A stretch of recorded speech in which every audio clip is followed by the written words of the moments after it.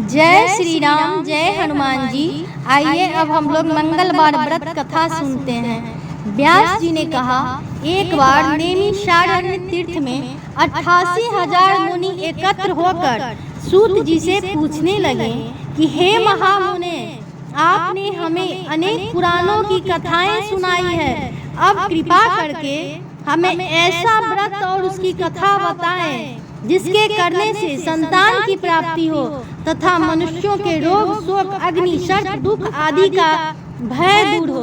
कलयुग में सभी जीवों की आयु बहुत कम है, इस पर यदि उन्हें रोग चिंता के कष्ट लगे रहेंगे तो फिर वे श्री हरि के चरणों में अपना ध्यान कैसे लगा सकेंगे।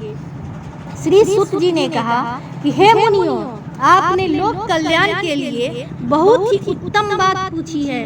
एक बार युधिष्ठिर ने भगवान श्री कृष्ण से लोक कल्याण के लिए यही प्रश्न किया था। भगवान श्री कृष्ण और युधिष्ठिर का संवाद मैं आपके सामने कहता हूँ, ध्यान देकर उसे सुने। एक समय हस्तिनापुर की राजसभा में योगी राज श्री कृष्ण बैठे हुए थे।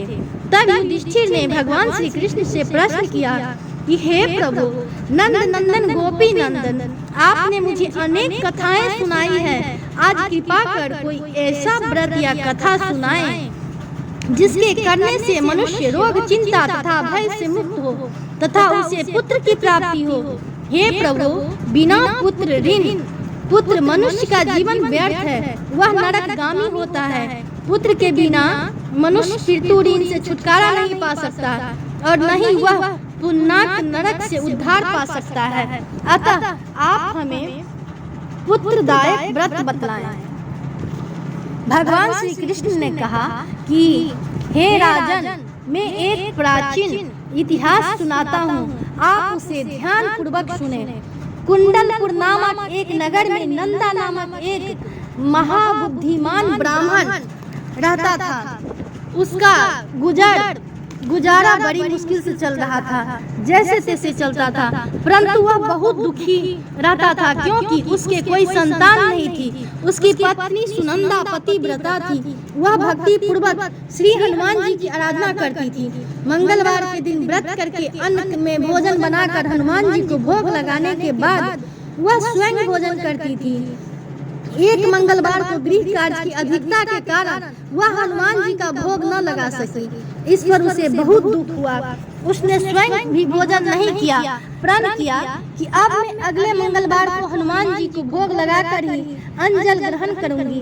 ब्रह्मानी सुनंदा प्रतिदिन भोजन बनाती, श्रद्धा पूर्वक पति को खिलाती, परंतु स्वयं भोजन ग्रहण नहीं करती थी और मन ही मन श्री हनुमान जी की आराधना करती थी। इस प्रकार 6 दिन तक ब्रह्मानी सुनंदा अपने प्रण के अनुसार भूखी प्यासी निराहार रही, परंतु 7वें दिन मंगलवार को वह प्रातः काल ही बेहोश होकर गिर पड़ी। सुनंदा की इस असीम भक्ति से श्री हनुमान जी बहुत प्रसन्न हुए और उसके सम्मुख प्रकट होकर बोले, सुनंदा, मैं तेरी भक्ति से बहुत प्रसन्न हूँ, तू उठ और वर मांग। सुनंदा अपने आराध्य देव श्री हनुमान जी को अपने समक्ष पाकर आनंद से विहल हो उनके चरणों में गिर पड़ी और कहा, हे प्रभु, मेरे कोई संतान नहीं है, कृपा करके मुझे संतान प्रदान करें।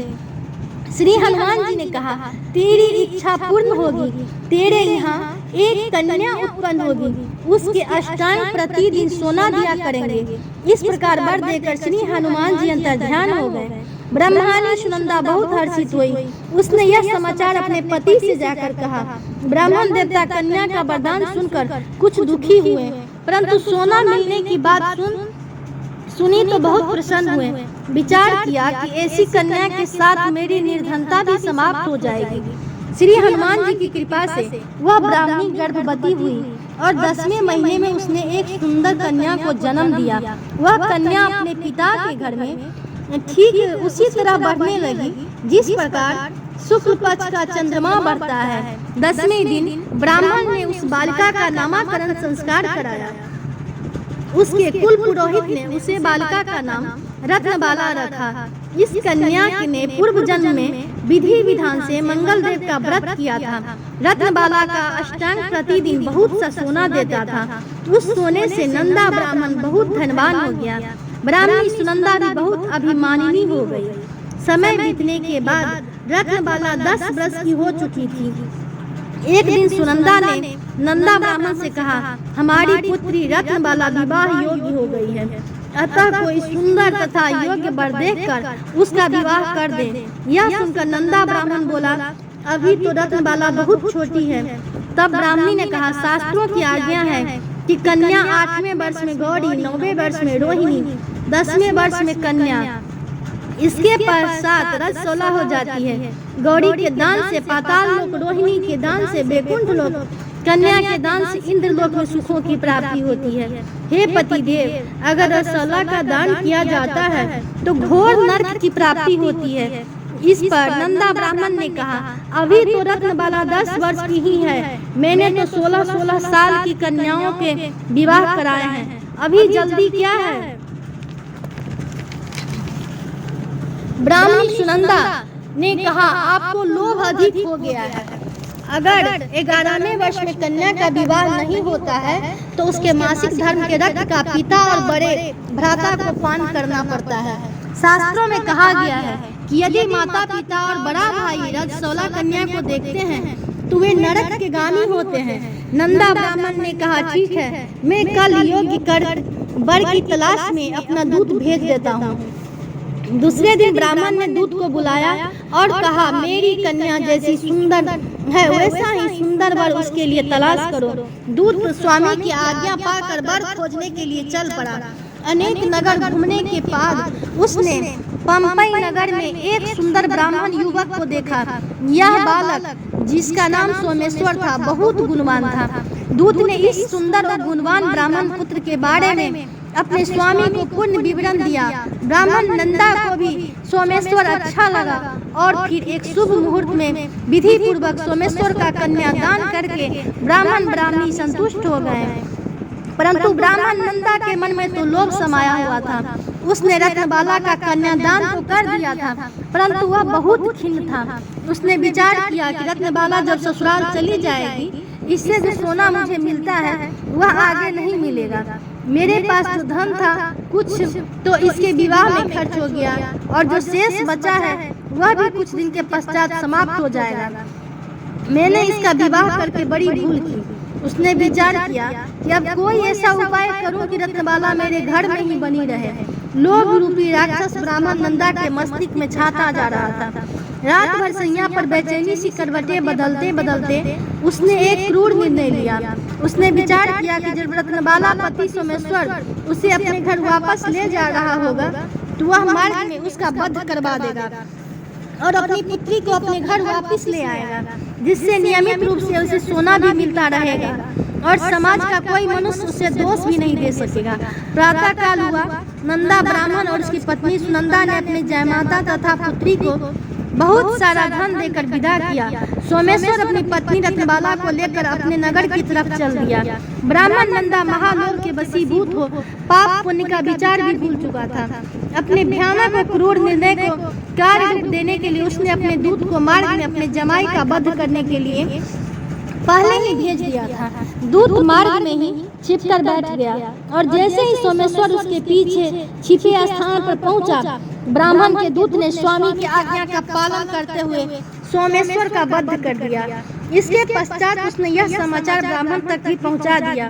अपने जामाता के वध का समाचार प्राप्त कर नंदा ब्राह्मण उस स्थल पर पहुंचा और रुदन करके अपनी पुत्री से बोला, पुत्री, मार्ग में लुटेरों ने तेरे पति का वध कर दिया है। भगवान की इच्छा के आगे किसी का कोई बस नहीं चलता। अब तू घर चल, वहाँ रहकर ही शेष जीवन व्यतीत करना। जो भाग्य में लिखा है वही होता है। अपने पति की अकाल मृत्यु से रत्नबाला बहुत दुखी हुई। करुण क्रंदन और रुदन करती हुई वह अपने पिता से बोली, हे पिताजी, इस संसार में जिस स्त्री का पति नहीं है उसका जीना व्यर्थ है। मैं अपने पति के साथ ही अपने शरीर को जला दूंगी और सती होकर अपने इस जन्म को माता पिता के नाम को तथा सास ससुर के यश को सार्थक करूंगी। ब्राह्मण नंदा अपनी पुत्री रत्नबाला के वचनों को सुनकर अवाक रह गया। वह विचार करने लगा कि मैंने व्यर्थ ही जामाता वध का पाप अपने सिर पर ले लिया। रत्नबाला अपने पति के साथ अपने प्राण देने को तैयार हो गई। मेरा तो दोनों तरफ से मरण हो गया, धन तो अब मिलेगा नहीं, जमाई बद के पाप के फल स्वरूप यम यातना भी भुगतनी पड़ेगी। यही सोचकर वह बहुत दुखी हुआ।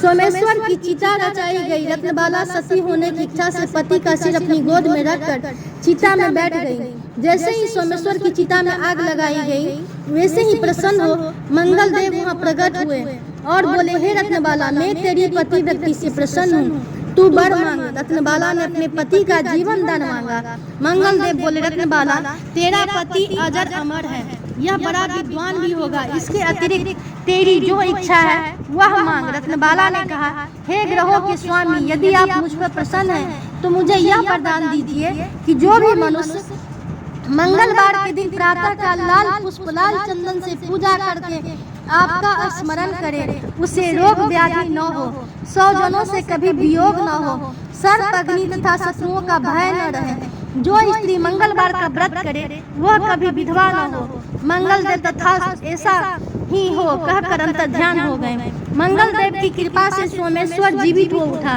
रत्नबाला अपने पति को पुनः प्राप्त कर बहुत प्रसन्न हुई। सोमेश्वर अपनी पत्नी को लेकर अपने नगर को चला गया। उसके बाद से दोनों पति पत्नी मंगल देव का व्रत प्रत्येक मंगलवार को करने लगे और मंगल देव की